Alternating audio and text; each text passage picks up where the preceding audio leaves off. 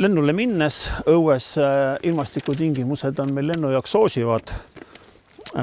Teen kohvri lahti. Mul on siin kontrollnimekiri lennueelsetest tegevustest.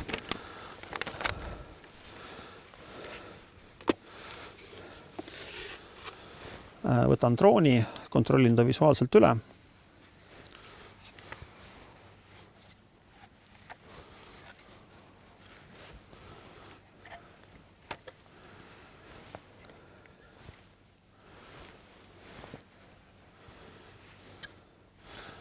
Mootorid ja propellerid on korras, eemaldan gimbali katte.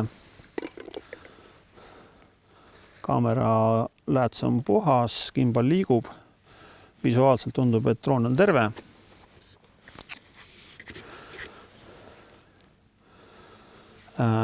Järgmiseks võtan aku, kontrollin aku visuaalselt üle. Aku on korras ja on laetud. Paigaldan aku droonile, kontrollin, et aku oleks korralikult ühendatud. Nii tundub, et sellega on korras. Stardiks ma peaksin nüüd valima siin sellise koha, kus ei oleks ohtu droonile, ehk antud juhul, kuna see plats on siin lumine, siis mul on võimalik see droon lasta õhku siit droonikofri pealt, mis on maapinnast natuke kõrgemal, sest kui ma ta siit maapinna pealt laseksin õhku, siis on oht, et propellerite pöörlema hakates tekib väike lumepilv, mis võib neid drooni ja mootoreid kahjustada.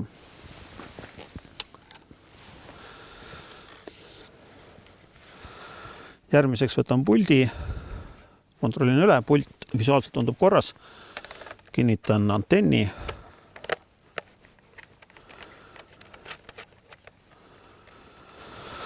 Antud antenn on aktiivsuundantenn, see on vaja eraldi sisse lülitada, tal on eraldi aku.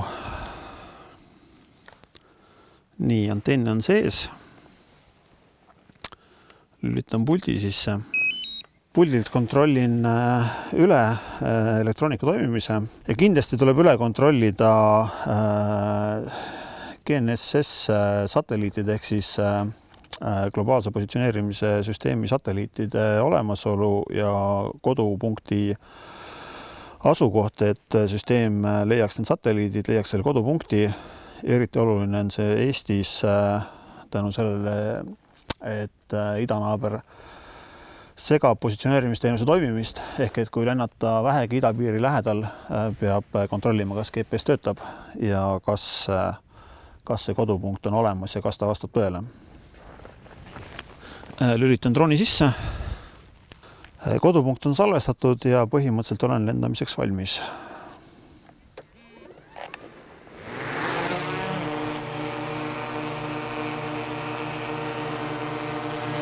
Kehvades maandumisoludes on võimalik drooni maapinnale mitte maandada, vaid ettevaatlikult ta kinni võtta, keerata teistpidi ja siis droon seiskub. Kindlasti ma ei soovita seda valjaste kätega teha. Propellerid on väga teravad.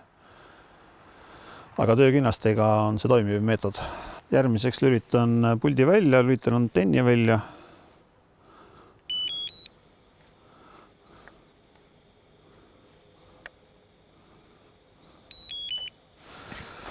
Ja kontrollin drooni üle.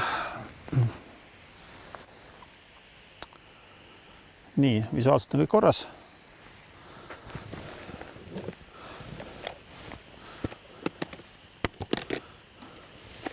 Ja pakin drooni kokku, veendudes, et propellerid on samamoodi korras.